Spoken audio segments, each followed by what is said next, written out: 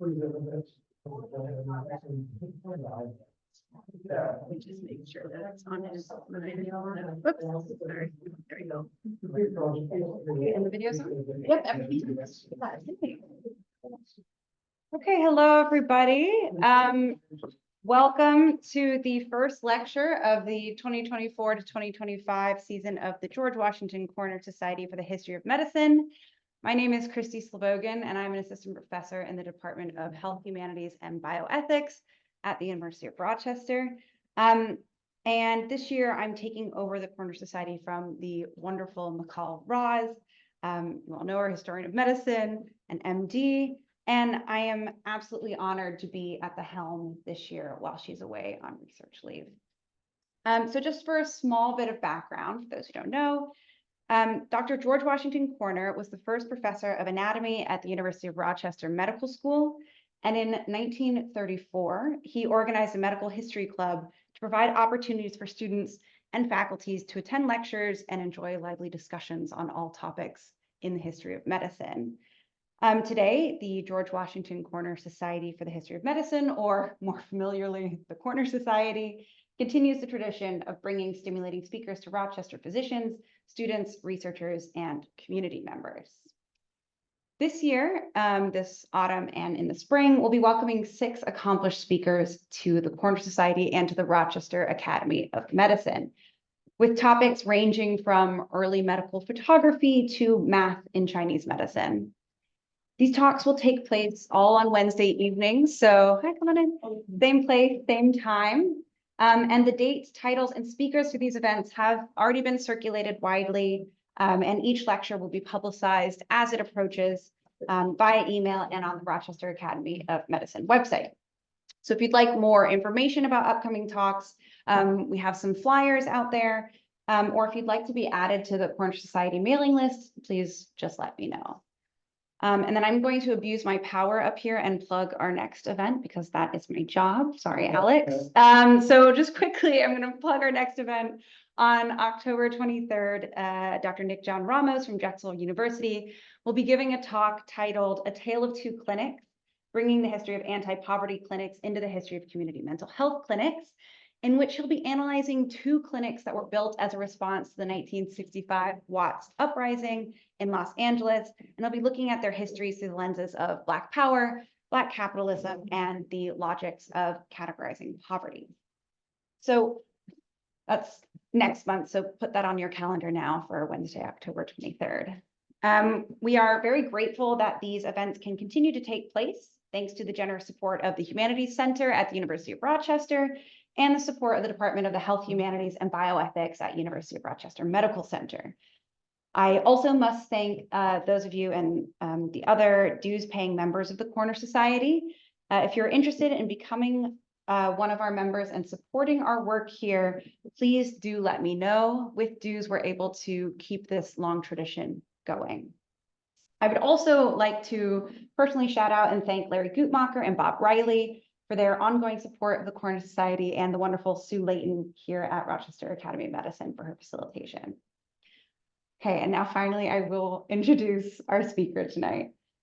So Alexander Perry is a historian of medicine and a new assistant professor of health humanities and bioethics, having joined us this summer. And we are incredibly lucky to have him, and I'm thrilled that this will be kind of his intellectual introduction to many of you here in Rochester. His research focuses on home injuries and consumer product safety from the early 20th century to the present. His current book project examines the ways in which American society has tried to control the use and sale of risky appliances using education, markets for safe goods, and engineering. This work of his has won funding from the National Science Foundation, the Johns Hopkins Center for Injury Research and Policy, and the National Endowment for the Humanities. He also directs the Interdisciplinary Injury Studies Network, which put together this fabulous conference, of which I was also on the planning committee, so I'm tooting my own horn as well. This fabulous conference called Rethinking Injuries in March, and Alex was really at the helm of that. So I'm looking forward to his talk today called Childproof, Health, Safety, and Electric Vaporizer from 1920 to 1990. Help me welcome Alex.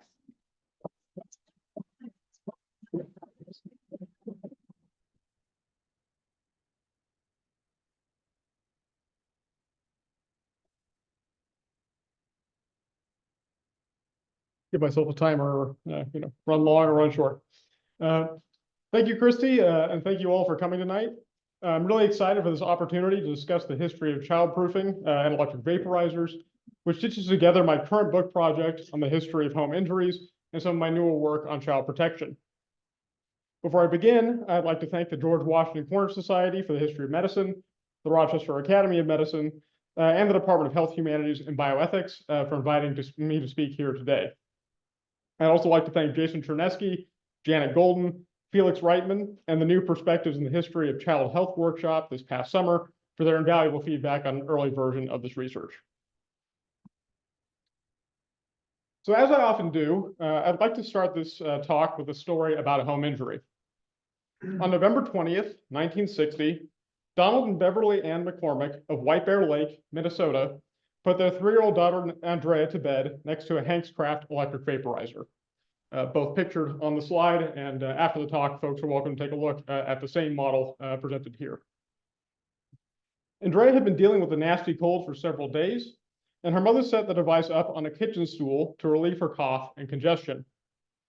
At 2:30 a.m., Beverly, quote, heard a terrible scream and rushed to the bedroom to find Andrea on the floor next to the pieces of the vaporizer, which had come apart and doused the little girl with scalding water. The McCormicks guessed that Andrea had tripped over the power cord of the machine on her way to the bathroom, spilling the water from its steam chamber on her chest, back, arms, legs, shoulder, neck, and jaw.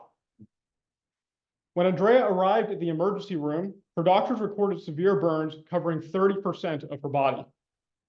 Over the following months, Andrea underwent several skin grafts and related reconstructive surgeries to restore her appearance and range of motion, but these procedures were only partially successful. Donald McCormick went on to sue Hankscraft for the defective design of its Model 202A automatic steam vaporizers and for failing to warn its customers about the dangers of these vaporizers.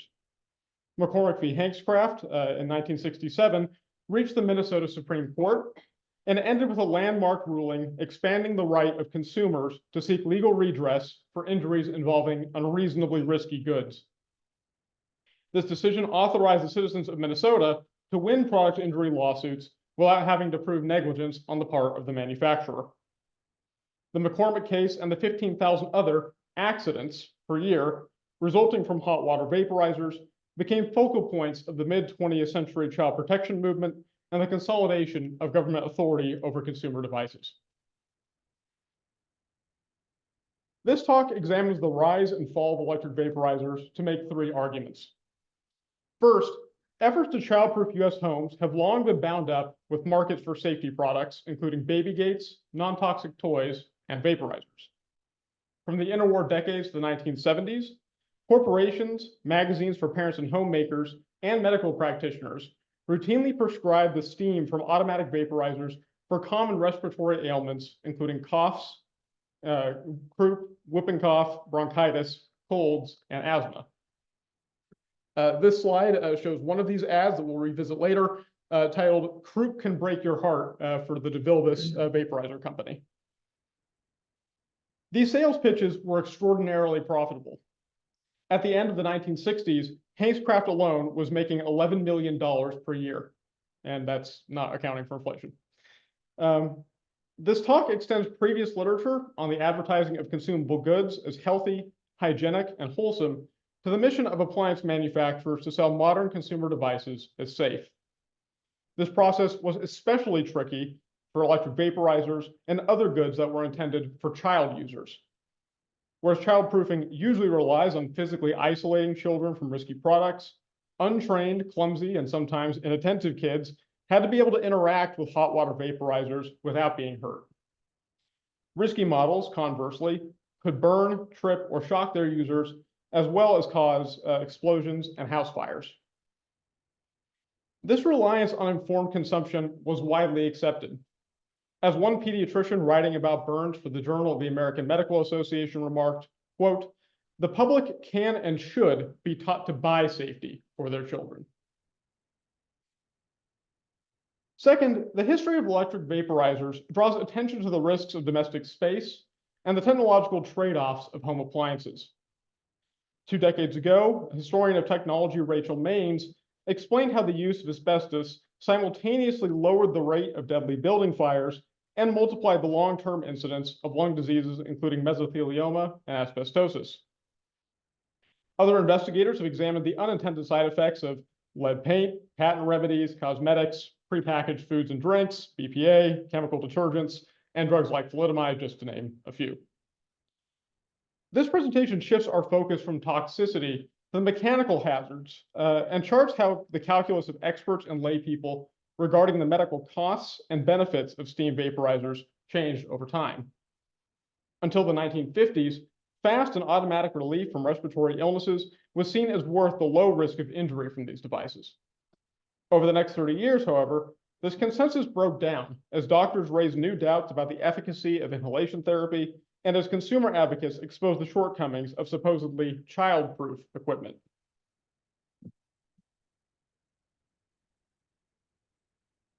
Third, child injuries involving vaporizers and other widespread products provided evidence and political motivation for government regulation of consumer goods for Americans of all ages. Prior to the National Commission on Product Safety and the Consumer Product Safety Act of 1972, federal authority over risky commodities was mostly confined to foods, drugs, and cosmetics. The few existing laws protecting the public from other goods focused on specific items like flammable fabrics, refrigerators, and toys. This slide lists some of this legislation, and I'd be happy to return to this during the Q&A.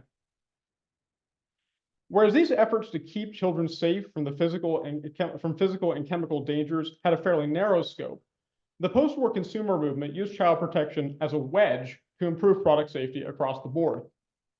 Citing the traumatic experiences of injured children and their parents to build support for its mission, the Consumer Product Safety Commission extended state oversight of the market to almost all consumer goods. This talk takes the opposite approach of scholars like Linda Gordon, who've demonstrated how the socio-political interests of children and parents can come into conflict. The case of electric vaporizers instead underscores how children themselves can and did inform policies with benefits for the wider public. So this talk will unfold these interrelated arguments over 3 main sections. The first section describes the way businesses marketed hot water vaporizers to the parents of young children as safe and effective ways to alleviate coughs, colds, and other respiratory illnesses. The second section breaks down debates among home nursing professionals, physicians, and media outlets over the health benefits of steam therapy and the risks of hot steam. And the third section charts how deepening anxieties around electric vaporizers contributed to the drive to protect US consumers over the 1960s and 1970s and changed the risk calculus of multiple stakeholders.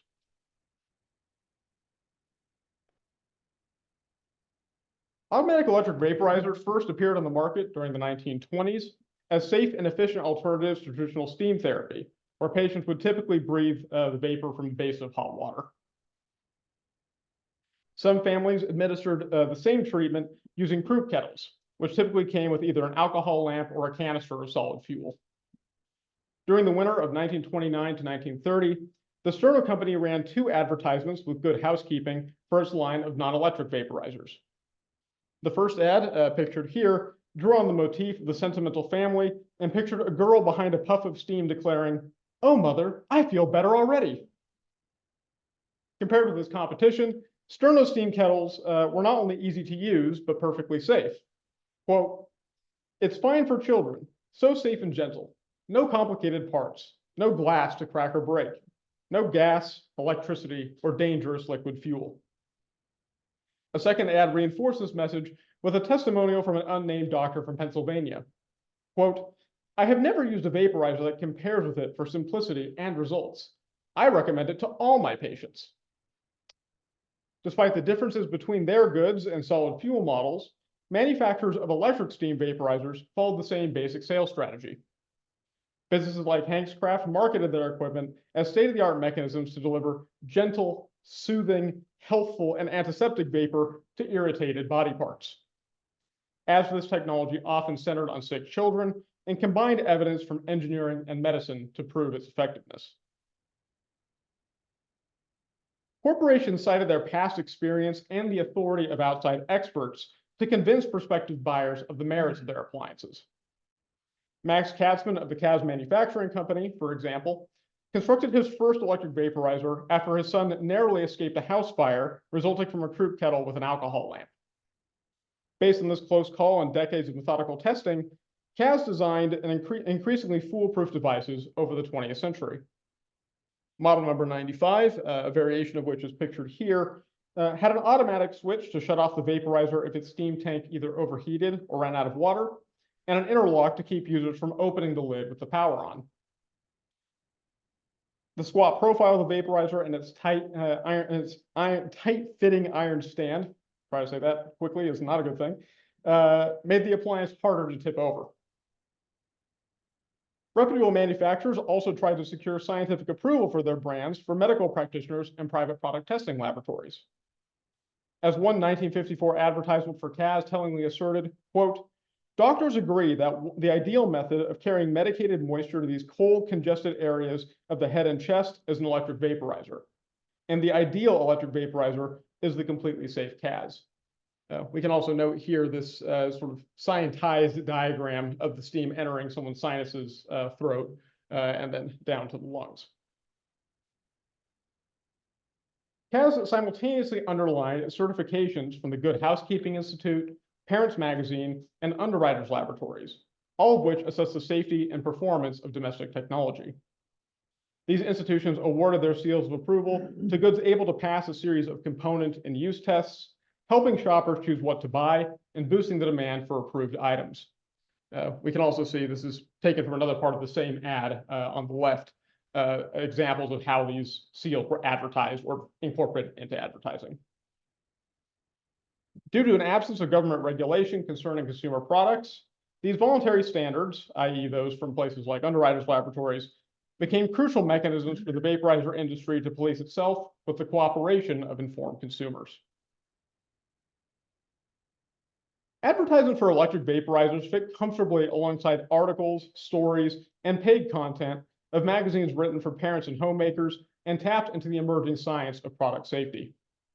The Nat Monarch Company consequently marketed steam vaporizers as wonders of contemporary engineering. Quote, "Using medicated vapor is now so simple, so clean, so effective.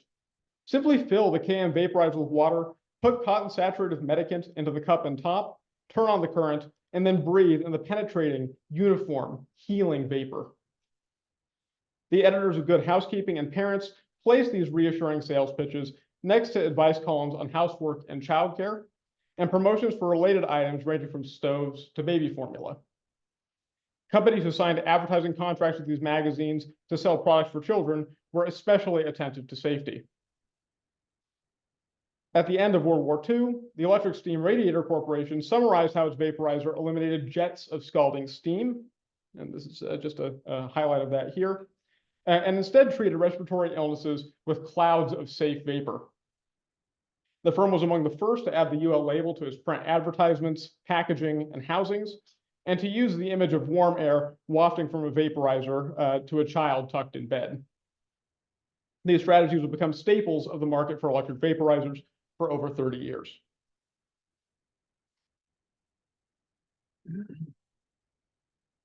From the 1950s to 1960s, vaporizer companies used multiple strategies to appeal to conscientious parents.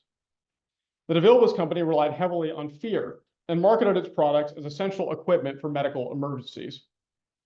One 1951 advertisement titled "Fruit Can Break Your Heart," which we saw earlier, featured a distressed mother caring for her coughing daughter. The caption below the photograph grimly explained, quote, "The need always seems to come late at night when drugstores are closed, neighbors asleep. But your family doctor has advised a vaporizer immediately. That is why no home with children should be without a good vaporizer." DeVilbiss vaporizers could prevent these, quote, "midnight crises" and ran safely and automatically all night long for the reasonable price of $15. According to DeVilbiss, responsible parents could readily afford these appliances and had no excuse to leave the health of their children to chance. On one side, as we see on the left, some DeVilbiss ads included photographs of smiling boys and girls who deserved relief from the uncomfortable and occasionally serious symptoms of coughs and colds. On the other, the company routinely portrayed panicked mothers watching over their children or calling their physicians on the telephone. As a whole, this material dramatized the risks of treating sudden attacks of respiratory diseases without the proper equipment. So the Cas company, conversely, represented vaporizers as tools to soothe sick children and played on the iconography of clinical medicine. This advertisement from 1953 showed a boy resting peacefully beside his mother and the completely safe Cas vaporizer on his nightstand. Following the lead of other firms, Cas insisted its devices would work all night without refilling and would automatically shut off after running out of water, eliminating fires and short circuits. The company also shored up its credibility, as we see once again here, with the Good Housekeeping Seal of Approval, Parents' Commendation Seal, and UL label. Although the company tied itself to biomedicine with diagrams of medicated steam flowing into sinuses, throats, and lungs, and praise from doctors and pharmacists, Cas also experimented with more lighthearted ads. Another set of ads pictured girls with baby dolls pretending to be nurses and mothers who either prescribed or received vaporizers to help their patients recover from imaginary illnesses. These appliances, Cas implied, were safe enough not only to treat small children, but to let grade schoolers use as toys. Over time, advertisers successfully convinced US families and many medical practitioners to rely on electric vaporizers as healthy and childproof ways of dealing with routine childhood ailments. Despite the objective of vaporizer companies to sell their goods as reliable equipment for alleviating respiratory illnesses, medical practitioners and the media did not always agree on the effectiveness of these devices. The American Red Cross Textbook on Elementary Hygiene and Home Care of the Sick from 1913 instructed women how to relieve coughs and colds at home with either plain or medicated vapor from a croup kettle or a pitcher of boiling water. The revised 1942 and 1956 editions of the handbook invited caregivers to deliver this treatment using commercial vaporizers and to set up croup tents for patients with intractable symptoms. These guides nevertheless acknowledged the dangers of steam therapy and warned domestic nurses not to burn their patients with scalding water or the exposed metal on their heating appliances. Contrary to the illustrations of most advertisements, caregivers were explicitly told to place electric vaporizers at a safe distance from the bed, to make sure that steam from the equipment would never strike the child directly, and never to leave patients alone during treatment. The number and intensity of these warnings increased over time. According to a 1963 textbook, a vaporizer, quote, should be inspected before use for evidence of any defect and should be disconnected from the electric outlet when not in use. It should be placed where the steam cannot burn the patient, and if it is used at the bedside, someone should stay with the patient. Usually the inhalator can be placed on the floor so that it will not be overturned. Doctors were even more ambivalent. Criticizing his fellow clinicians for the overtreatment and hospitalization of children with mild respiratory infections, pediatrician Charles Hendy Smith summarized the state of the field after World War II. Smith opposed complicated laboratory tests and heroic interventions for coughs and colds, and instead called for rest, fresh air, warm baths, light meals, painkillers, and decongestants. Smith nevertheless complained about conventional home vapor therapy. Quote, the usual small vaporizer, which holds only a few ounces of water, is a futile gesture not worth its cost. I'm skeptical about the value of steam, medicated or otherwise, in most respiratory diseases. Croup kettles, furthermore, were known to burn their users, to set fires, and to release poisonous fumes into the air, leading Smith to conclude, quote, steam inhalations are impracticable for children. The Cornell Medicine Conference on Therapy of 1953 expressed similar reservations about the health and safety of inhalation therapy. Even doctors who confidently prescribed hot steam for croupy coughs worried about vaporizers. Quote, most of the numerous electrical devices for steam inhalation are unsatisfactory, and some are dangerous. The small units may stop up and explode. They often burn the medication. Dr. Milton Levine affirmed, quote, not many days elapsed in my own experience and in that of my colleagues without an account of one or more children sustaining burns from one of these vaporizers. Against the broader backdrop of these debates, the American Medical Association, or AMA, granted its seal of acceptance to specific models to maximize its revenue. During the first half of the 20th century, the AMA took up the example of the Good Housekeeping Institute and evaluated the safety and efficacy of drugs, foods, cosmetics, and medical equipment. AMA allowed businesses to add its seal to approved goods and to place ads with both the Journal of the American Medical Association and Hygiea, which was later retitled Today's Health. From 1925 to 1955, the Council on Physical Medicine and Rehabilitation investigated and certified numerous therapeutic and diagnostic devices, including vaporizers from Hankscraft and DeVilbiss. The council did not, however, test these machines itself or warn the public about their potential dangers. The final engineering report on 2 electrosteam models, which is excerpted here, outlined their use, listed their dimensions, and casually stated, quote, laboratory measurements and evidence from other acceptable sources indicated that the devices performed as represented by the manufacturer. Although the AMA eventually discontinued its seal, its publications kept pushing steam therapy and marketing electric vaporizers well into the 1960s.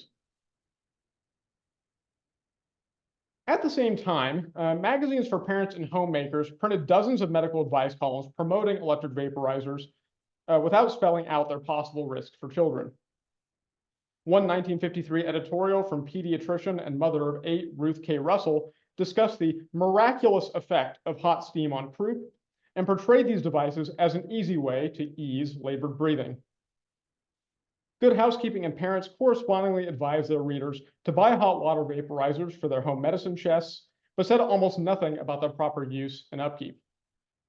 These columns mixed and matched guidance from lay people, nurses, and physicians, and papered over the intensifying disagreements about hot water vaporizers and steam therapy more broadly.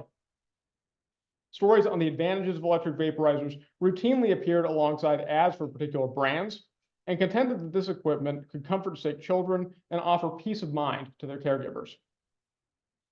Mirroring the rhetoric of mid-century vaporizer companies, registered nurse Adeline Bullock explained, quote, simple spasmodic croup usually comes on at night. A baby may go to bed perfectly well, or he may have the slightest sign of a cold. He wakens with a tight, barky cough. He struggles for breath, and it comes in labored, rasping gasps. It's frightening. Call your doctor for any case of croup. Meanwhile, start the vaporizer in the baby's room. Moist, warm air usually gives relief. This apparent consensus lasted into the 1960s, when another writer pointed out the shift towards treating respiratory ailments with cool mist instead of hot steam, but left the choice between these treatments to families and their doctors. Notwithstanding the known dangers of modern vaporizers, the medical community and the media continued to cling to their potential benefits. Over the 1950s and 1960s, a re-energized consumers movement paid increasingly close attention to the safety of devices like hot water vaporizers. When Consumer Reports tested 18 of these products during 1952, its staff described electric vaporizers as valuable sickroom aids for treating respiratory illnesses, but ruled out 7 models altogether for exposing their users to burns, house fires, and shocks. These vaporizers became too hot to handle after being powered on, were easy to tip over, and did not have automatic cutoff switches. The reports also pointed out the dangers of electrolytic vaporizers, which carried electrically charged water inside their steam tanks, which could then spill out of said steam tanks. A few years later, CU repeated these warnings and cited accidents where children and parents tripped over the power cords of these machines at night. These misgivings about vaporizer safety only intensified during the 1960s. The reports went on to disqualify devices which could electrocute users who either overfilled their steam tanks with water or failed to clear away the mineral deposits inside of the machine. And the magazine also portrayed options like cool mist models and vaporizers with night lights as more foolproof alternatives to machines with fewer safeguards. The risky engineering of electric vaporizers led to tens of thousands of child injuries and drove some families to sue manufacturers, retailers, and distributors. On May 8, 1940, 14-month-old Bruce Linderoth received third-degree burns on his face when his Monarch quick-wave vaporizer overheated and set fire to his sleeping bag. His mother had bought the vaporizer earlier the same day at Walgreens, where she was told by a sales associate that the device did not have an automatic shutoff switch, but could run for at least 2 hours without boiling dry. Before using the vaporizer, Mrs. Lindroth had checked the machine for leaks and read its box and directions, which advertised the vaporizer as quick, safe, and immune to, quote, any danger from fire. The case of Lindroth v. Walgreen ended 10 years later with a decision awarding Bruce $65,000 as compensation for his injuries. The Illinois Court of Appeals defended this weighty penalty based on the lifelong impacts of the accident on Bruce. Quote, "This boy will always be an object of pity and aversion. In our judgment, his injuries will seriously handicap him in every phase of his life. We agree with the statement of the trial court that the plaintiff is in a worse position than a boy with a leg and an arm off, as they at least have mechanical devices for those things." Other parents settled their vaporizer cases out of court or had their lawsuits dismissed on technical grounds. The Ohio Court of Appeals, for example, overturned a judgment for a 6-year-old girl who was scalded with water from a vaporizer with a loose lid because her mother had set up the device on the arm of a chair.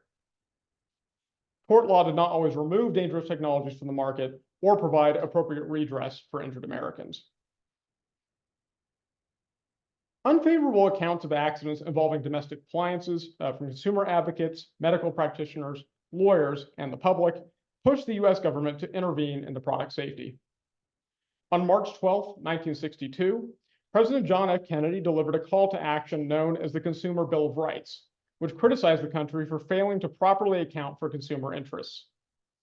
The speech advanced 4 rights on behalf of the buying public, including a right to safety, which barred, quote, "the marketing of goods which are hazards to life or health," and paved the way for new product safety measures. Many of these early laws focused on children, singling out goods like flammable cowboy suits, discarded refrigerators, risky toys, and furniture for kids, and toxic cleaners and pesticides. Within the broader context of the civil rights movement and the Great Society, the Democratic Party in particular took up the cause of consumer protection to expand its voter base. Washington Senator Warren Magnuson, among many others, used his position as chair of the Senate Commerce Committee to lobby for citizen consumers and co-authored a muckraking book on the excesses of free enterprise titled The Dark Side of the Marketplace. Under the leadership of Senator Magnuson, the Johnson administration later convened the National Commission on Product Safety, which was charged with evaluating the extent to which available goods posed a, quote, unreasonable risk to American families. The commission lasted from 1968 to 1970 and largely sided with consumers union, trial lawyers, medical practitioners, and other critics of the status quo. Virginia Nauer, the second special assistant to the president for consumer affairs, complained about companies selling, quote, booby trap appliances and marketing safety features as either add-ons or extras. For their part, corporations compared the low annual rate of 12.8 fatal home accidents per 100,000 Americans with the 900 million items sold nationwide as proof of the success of industry self-regulation. The resulting debate over product safety centered on children and inevitably turned to steam vaporizers. As part of its investigation, the commission invited Michael Oliva of the U.S. Public Health Service to testify on scalds involving these devices.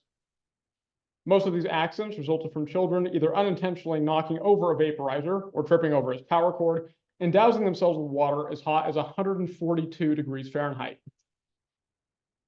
A few months before the commission, Consumer Reports had consequently rated 6 vaporizers not acceptable, specifically due to the risk of tip overs. Along these lines, experts like Oliva proposed re-engineering this technology with double-walled steam tanks, locking caps, and greater strain relief, or simply replacing all hot water vaporizers with cool mist models. During the same hearing, trial lawyer Irving Gaines forcefully accused vaporizer companies and private product certification programs of misleading Americans about the safety of these devices. Hankcraft, for example, advertises items with the seals of approval of Good Housekeeping and Parents magazines, which expressly appealed to parents with sick children. These seals were often perceived by the public as guarantees of safety and efficiency, and Gaines questioned how carefully non-state laboratories actually tested approved appliances. Underwriters Laboratories, meanwhile, focused primarily on thermal and electrical safety and did not check available models for balance. The inability of even relatively well-educated buyers to differentiate between these seals and their meanings kept crucial information from the public and distorted the market for safe goods. Drawing on his own experience, Gaines singled out Hankscraft for its particularly profound indifference to safety. According to Gaines, the company earned $5.3 million per year and allocated 13 times more money to advertising than to R&D. Despite the dangers of his vaporizer, Hankscraft also invited parents to leave this equipment on around children without any oversight for hours at a time. Quote, "Your vaporizer will run all night on one filling of water, directing a steady, gentle flow of medicated steam exactly where it is needed. No attention is necessary. It's safe too, and practically foolproof." This carelessness on the part of Hankscraft led to dozens of accidents involving Hankscraft models, including tip-overs, sprays of scalding steam, and explosions. And what this slide shows is basically just a list of the known reported incidents that Gaines compiled of these vaporizer injuries.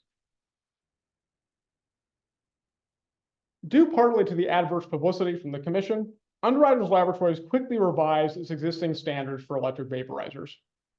The 1972 edition of UL Standard 499 for electric heating appliances lowered the maximum allowable water temperature for these vaporizers to 130 degrees Fahrenheit and added new tests to measure their stability.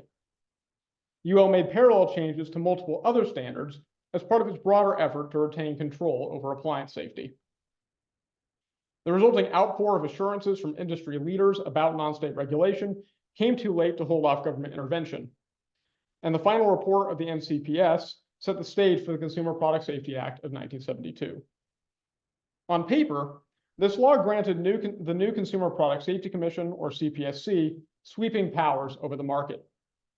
The agency could set its own safety standards, administer recalls for current products, ban unreasonably hazardous goods, and issue fines and even criminal penalties for noncompliance.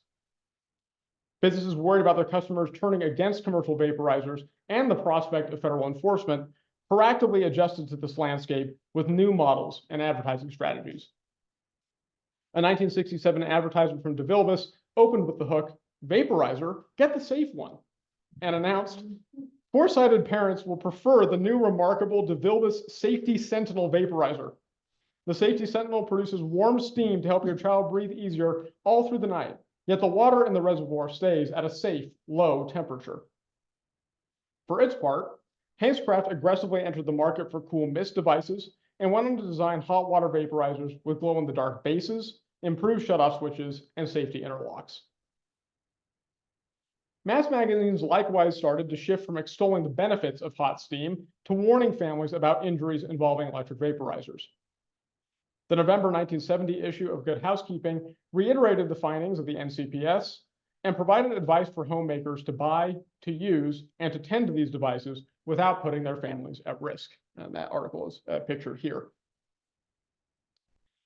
Advice columns from these magazines continued to recommend home vaporizer therapy up to the turn of the century, but gradually came to accept the alternative of relieving respiratory illnesses with cool air. After decades of privately treating vaporizer injuries, pediatricians responded to the controversy over these machines with case reports and commentaries analyzing the causes and outcomes of these accidents. Dr. Donald Barrett sounded the alarm on electric vaporizers with his 1972 article for the medical journal Pediatrics, which covered 2 incidents where infants had been badly scalded with water from overturned vaporizers. Although Barrett questioned the existing evidence on steam therapy itself, he concentrated mainly on documenting the unreasonable risks of hot water vaporizers for infants and toddlers. Quote, "The physician who cares for children should make his community cognizant of the dangers of steam vaporizers, in particular those in which the entire water supply is heated. Vaporizers of this type should not be prescribed for the treatment of minor respiratory infections." Building on data from the Consumer Product Safety Commission, a team of clinicians from Tulane offered even starker conclusions, asserting that home vaporizer therapy had, quote, "no demonstrated benefits," and could expose patients to burns, shocks, and bacterial contamination. Other doctors resisted ruling out this equipment altogether and represented hot steam as an irreplaceable solution for counteracting coughs and croup. A letter to the editor from Dr. John Washington clarified, quote, "I share with Dr. Barrich a dread of devices which heat to scalding temperatures a half gallon or more of water. Since the introduction of squat plastic vaporizers, which emit steam from a core fed from an unheated reservoir, I have seen no accidents. Models with lower profiles and double-walled steam tanks, however, did not eliminate severe injuries, and new cases involving these supposedly safe vaporizers were the subject of multiple studies from the 1990s to 2000s. These changing evaluations of the trade-offs of hot water vaporizers convinced some physicians to adjust their approach to coughs and colds, but did not affect the status quo for many Americans. So I'd like to end this talk with some brief reflections on the aftermaths and overarching implications of the history of electric vaporizers. On one level, initiatives to redesign or replace hot water vaporizers following the NCPS have been extraordinarily successful. From the 1960s to 1990s, the estimated number of vaporizer injuries nationwide fell from over 10,000 to several hundred. At the same time, families here and abroad still buy, use, and experience accidents resulting from electric vaporizers. Tamara Miller, a mother from Salt Lake City, whose son was injured nearly 40 years after Andrea McCormick, recalled, quote, "My husband and I didn't realize how hot the steam would be." She continued, quote, "Donovan, her son, complained at first about the pain, but after a few days, he was able to use his crayons again." As recently as 2004, Parents Magazine reported on another accident involving a boy from Sacramento who was rushed to the emergency room after burning his hand on steam from one of these vaporizers. These cases raise difficult questions about where society sets the line between safe and unreasonably risky products and how much this line can and should shift from children to adults. The persistent use of hot water vaporizers and other modes of administering steam therapy also points to the inertia of routine medical practice. Over the last 20 years, biomedical researchers have become increasingly skeptical about the benefits of home inhalation treatment. One Cochrane review from 2013 found no evidence of vaporizers decreasing the duration or severity of the common cold. Despite these findings, physicians, media outlets, and local community networks have not stopped prescribing hot steam. More than 80% of the respondents from one 2015 survey of Welsh general practitioners reported recommending steam therapy to their patients, and only 24% explicitly accounted for the risk of scalds. Reflecting on these longstanding trends, pediatrician Martin Bartmans critically observed, quote, "The proposition there is no harm in trying does not apply to steam inhalation therapy. As steam inhalation therapy has no proven benefit, and the number and extent of complications of this therapy in terms of burn injury are significant, especially in children, steam inhalation therapy should be considered a dangerous procedure and no longer recommended." Although automatic vaporizers now account for a fraction of all injuries from this treatment, the history of these devices captures the stickiness of received knowledge among medical practitioners as well as the wider public. This account also underlines the intersection between medicine and the market. Especially in the US, we often treat health and safety as commodities rather than a social right. Finally, the rise and fall of electric vaporizers teases out the tensions between the numerous institutions expected to keep the public safe and places child safety at the center of state and non-state regulation. Thank you again for your attention, and I look forward to your questions.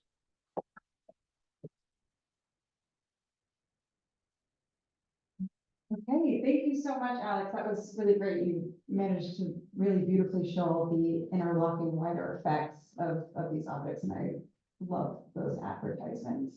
We have time for questions. If anyone wants to get us started, or of course, I have questions if folks need some time. I wanted to ask Alex, I know your wider research a bit, and I was wondering if there were other particular objects that you focus on that have similar arcs or similar wider effects that you'd perhaps like to highlight for us? Yeah, so I think obviously, like in this context, I'm thinking primarily about the child products, and one can sort of trace similar arcs with things like toys, especially there were dolls that used to be sold that had eyes that were fastened with straight pins that were referred to as bayonet eyes. Obviously, those were eventually regulated out and replaced with stitching instead. So one can trace similar arcs for children's products. One can also do the same for larger appliances, many of which, even if they were used by adults, would cause injuries that harm children as well as adults. So a classic example of this would be wringer washers. For those who are unfamiliar with wringer washers, essentially the powered models have two rollers that basically press the water out of clothes as you feed it through.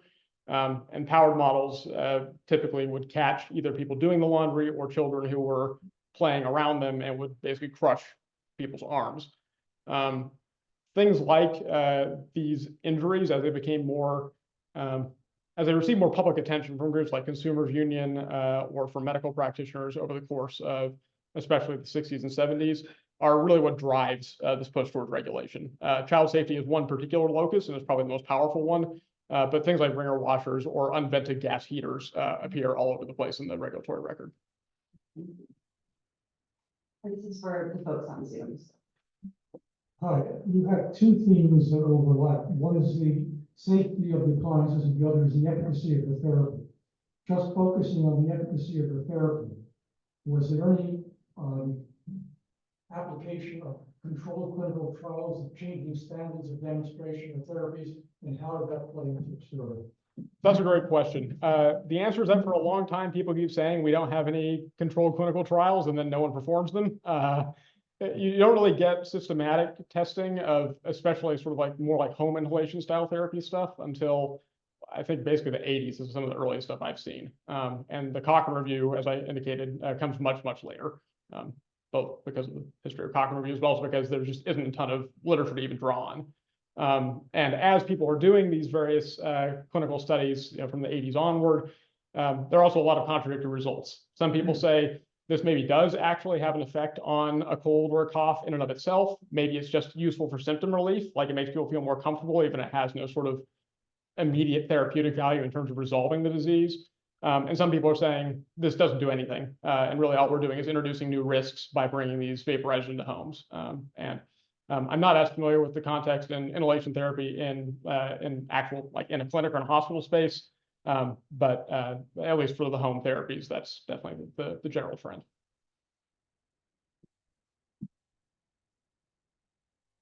Thanks, Alex. Really interesting and brought back some confusing memories from childhood looking at that glass device. So I wondered, it was always a mystery to me why we had that in the house. I was really curious about these approval seal process. You've got the Good Housekeeping Parent and also the AMA and I think Council on Physical Medicine and Rehabilitation. And what do we know about the seals that are in so many products today? How can I, as a consumer, really think about, is it meaningless? Is it meaningful? What's important to know about that? Just to repeat the end of the question for those on Zoom, essentially, what do we know about these various seal providing organizations, their credibility, the degree to which they test, how they test, and how consumers are or not able to sift through what these things mean? Yeah, and should we know anything about the incentives that they have? What's in it for them, these organizations? And the addenda is what's in it for these organizations. So in the case of things like Good Housekeeping and Parents, it's very transparent, right? They are using these seal programs as a way to gain advertising revenue. And in some cases, there are at least imputations. There's back and forth both among regulators like the FTC earlier on, Federal Trade Commission, and the organizations themselves and other people who bought advertising in the magazine, whether it's a quid pro quo. You can't actually, you can get a passing test result by basically signing a large enough contract. Even in cases where it's not substantiated or where it seems like they are actually doing some kind of testing, the question is sort of the depth of the testing. How rigorous are the testing protocols? What standards are the devices being held to? And to what extent, frankly, do these testing protocols have anything to do with safety? If you look at something like a Good Housekeeping standard for gas or electric ranges around like 1939 circa roughly.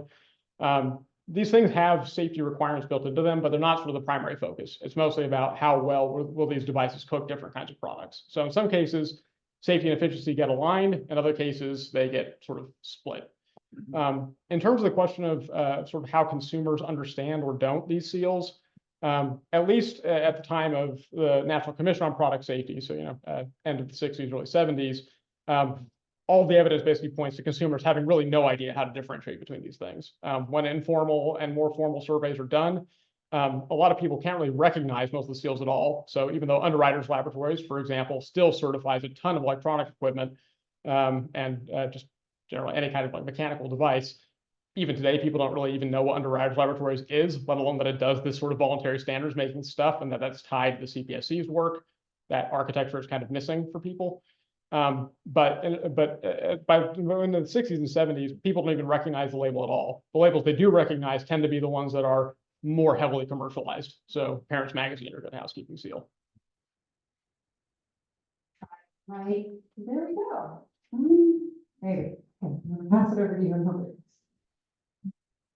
Hi, so I had a similar question to kind of the efficacy of these devices versus kind of like the cultural norms of home therapies and the lasting power of, if your parents did it or your grandparents did it, kind of what the power of that is versus, the scientists say now, cold steam is more effective than heat treatments. Yeah, so the question for those on Zoom is basically how does sort of like, especially intergenerational, sort of like passing down a practice of using these vaporizers sort of like affect how people choose to use them or not, and how does that sort of interact with or relate to scientific or engineering assessments of the efficacy of these vaporizers or the efficacy of steam therapy. The generational component is a big part of it, right? I mean, it takes a long time for these vaporizers to become considered safe enough to use. Like this is like the first ads that I was showing here about electric vaporizers are from like late 20s, early 30s, right? And this as a widespread product, this is like mostly a post-war phenomenon. So it takes like 2 decades to really get these things into a ton of homes, especially to replace things like fruit kettles or using just basically a bowl of water, right? Which is still practiced then and still practiced now, right? And it takes just as long a time, in fact, even longer, I would say, to sort of move the opposite direction. Because once that therapy has become a part of the, imagine, armamentarium of a home or a household, you have to both sort of push back against the sort of received practice, but also have to push back against the companies that are still advertising these things, right? You see in like 1990s, things like these safety sentinel vaporizers are still being sold, even when they're not coolness models. And so there's also a question, I think, of like lag time in terms of like what appliances people buy. If you have a working vaporizer in your home, are you really going to go out and replace it, right? If you have a hot water one that seems to work fine, you've never had a problem with it in the past, maybe you didn't have a problem using it with like a younger child or whatever else, you're not necessarily going to then like, pull up a bunch of clinical test results or recent data from something like the National Electronic Injury Surveillance System, and then do your own research and go from there, right? Some people do, but most people don't.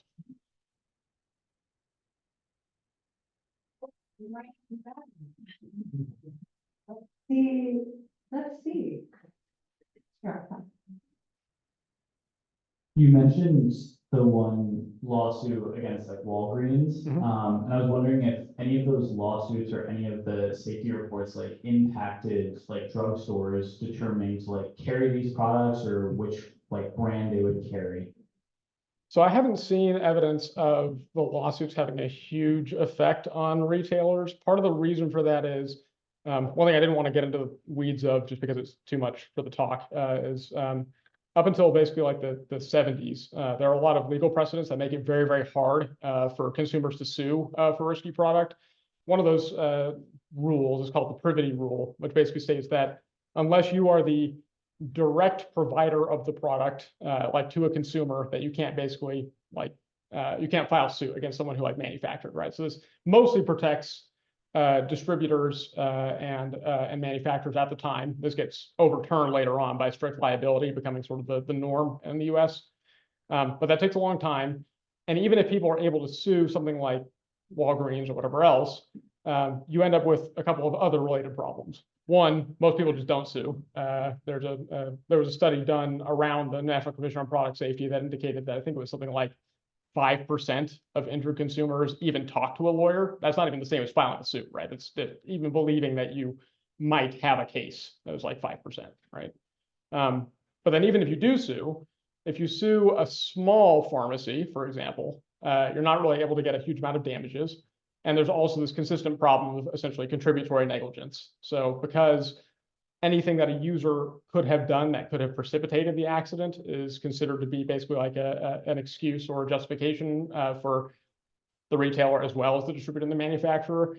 If you have something like, a device that was set just a little bit too close to the bed and it spills on you, unless you can make a pretty strong case that it's really about the design of the device and not about quote unquote careless or irresponsible use, most of these cases go nowhere.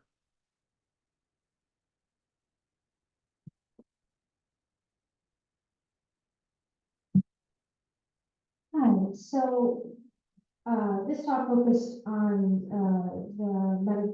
the electric vaporizers that you mentioned with some of your other work, looking at other child safety things such as related to toys. What I'm curious about is, in your work, have you seen the movements toward the safety of children tied more so to like the use? So say, for example, medical devices is more of a push towards child safety due to their use as medical equipment versus toys? Or do you see it being more responsive tied to like more injuries, meaning like there's faster movements towards safety for children with things that have caused more injuries? Yes, something along. Can you clarify the first part of the question? Just rephrase. So, in your work, you've looked at medical devices and you've looked at things, non-medical Right. devices, so such as toys, with movements towards improving the safety for children with those devices. Has it been tied to their specific use or more responsive to what has caused more injuries in terms of like responses of the public toward improving safety measures with those things? Okay, yeah, that makes sense. Is a good question. I think in the case of, if one's looking at sort of like the strength and speed of regulation, it's really more a split not between medical devices or other kinds of devices, but between consumables and durables. So, I mean, obviously, like you have the Pure Food and Drug Act in 1906, right?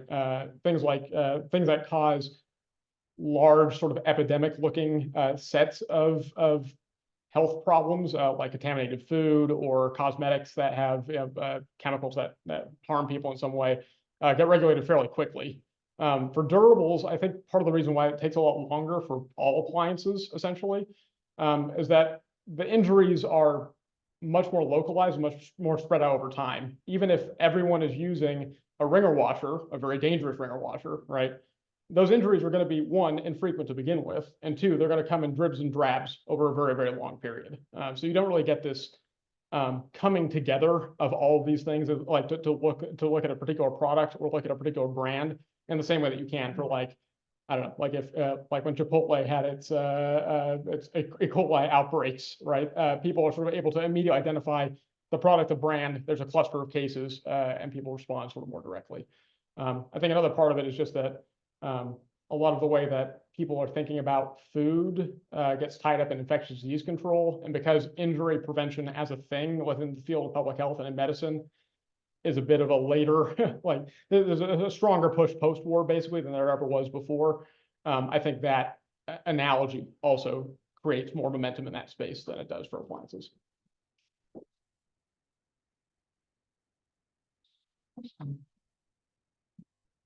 As a gender scholar, I was struck by well, the images of women and mothers. And I was also struck by kind of a very explicit role the devices selling the image of motherhood, the new image of motherhood, where mother is much more efficient when she's surrounded by washing machines,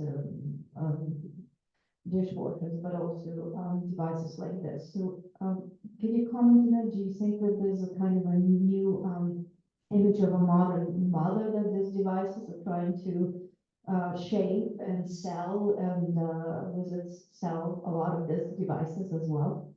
Yeah, 100%. A lot of what these manufacturers are doing, and I think the case of Bringer washers is one example, is a much clearer one, I think, than Vaporizer in this context. But they're basically trying to sell safety and efficiency as sort of like part and parcel, and that having to sort of depend on the automation of certain kinds of labor.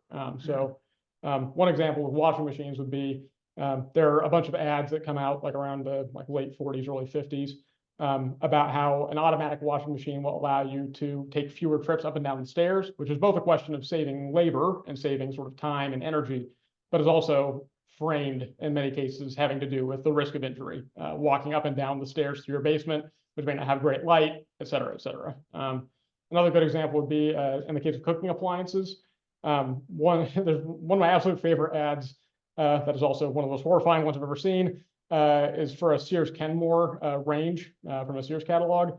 And it says, walk out on your dinner, lady. And the picture is a woman who's like clearly left like a roast or something in the oven and is taking her purse and is going to go out for an unspecified amount of time. And these same timers, while they're not always discussed in the same way, like in terms of like pictorial language, in terms of ranges, the actual like the stovetop, all these manufacturers are also equipping stovetops to do the same thing, right? So you could just leave some like a boiling thing of food on the stove and leave, and the idea was that was not just permissible, but was actually encouraged, right? So you also have these sort of cross tensions between what safety educators are saying, what groups like the National Safety Council are saying about what is a safe use of a device, and what advertisers are trying to pitch American women on in terms of like their ability to do housework more efficiently. Got time for a couple more. Looks like maybe one or two more questions. There is a question in chat Oh. from Joanna. Go for it, Alex. If you can. Right, let me get- Yeah, if you could read it, although I might go pull it.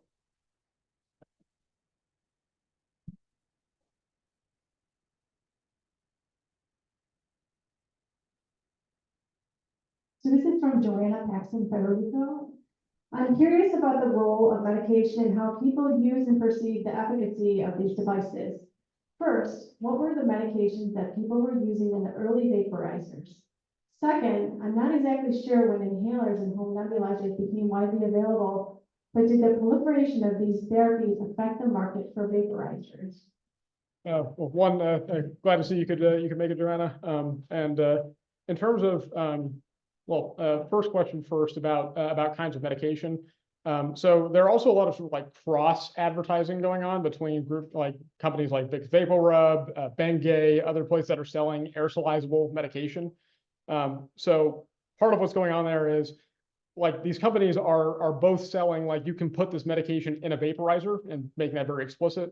But then also vaporizer companies are saying you can use aerosolized medication with my hot water vaporizer, right? So there is kind of a synergy of interest there that helps to sort of carry both things forward. So you have both these aerosolized medications that are getting mass marketed and this equipment to do so. In terms of nebulizers, I don't know a ton about sort of the related market for nebulizers, but will say that companies like DeVilbiss are selling both nebulizers and vaporizers. So anything that's sort of a vaguely comparable technology is also getting sort of packaged. And a lot of these devices are also pitched as being multi-use. So like some of the early Hank's craft vaporizers are supposed to be both vaporizers, bottle warmers, like ways of sterilizing home equipment, right? Especially like the nibs on baby bottles. So they are definitely thinking about a lot of these manufacturers think about these things as ways to sort of like reach a market segment that has potentially a need for many devices, and they can sell all of them or all of them in one. All right, I saw one more back here. Hi, yeah, so I was curious, you mentioned that the controlled clinical trials didn't really become widespread until closer to the 80s. So I'm wondering, prior to that, what sources of information did healthcare professionals have when trying to evaluate all these, new products, like vaporizers, but also just new medications? Was there any kind of systematic approach, or was it just kind of, something's bad when it starts hurting people? What was the situation? Yeah, so I will also clarify that when I'm saying there weren't controlled clinical trials, I'm talking specifically about steam therapy and vaporizers, not other types of things. But in that case, at least, what often happens is that pediatricians and other doctors are relying primarily on their own experience of using these things. So reports from patients about symptom relief, or basically their children recovering after using vaporizer therapy, or conversely, people basically hearing like, oh yeah, I used this vaporizer and it really badly scalded my child, right? So they're mostly using case experience. Casuistry is kind of the main way they're doing this, not so much sort of like mass statistical data. I also think it's kind of telling that in terms of like not just raising the possibility, like at the Cornell Conference on Therapy, but actually like systematically evaluating the risks of vaporizers. That Barrich piece from 72 is one of the earliest ones, if not the earliest one, right? That actually makes that the subject of a like medical article, as opposed to just like something that gets mentioned in passing in a discussion of therapy, right? I think part of the other reason for that is that home vaporizer therapy, whether it's using a commercial device or using basin of water, has by that point, going back to the earlier questions, become so normalized that people aren't really even looking at it in the same way, right? They're not thinking this is like as a new therapy that needs to be tested or tried. It's an established therapy that seems to work. All right, we will go ahead and wrap up there. We have refreshments in the room next door, and please just join me in thanking Alexander Perry again.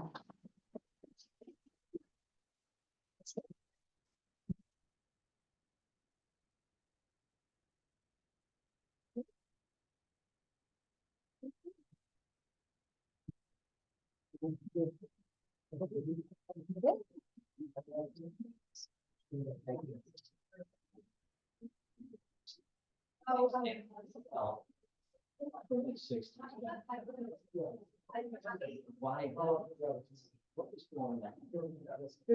even things, I think, even prior to the administration, other private parties that were worried about. Part of the reason why